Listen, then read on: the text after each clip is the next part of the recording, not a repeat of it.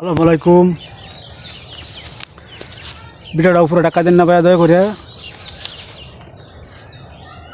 জমিদারি বেশি দিন তাহে না, অহংকারও বেশি দিন তাহে না। তিলিকে বাদশা তুলিকে ফকির। আল্লাহ মানুষের তিলিকে বাদশাও বানাতে পারে, তিলিকে ফকিরও বানাতে পারে, ঠিক আছে। অথচ আমরা একজনের প্রতি একজন হিংসা অহংকার নিয়ে বাচ্চা আছি।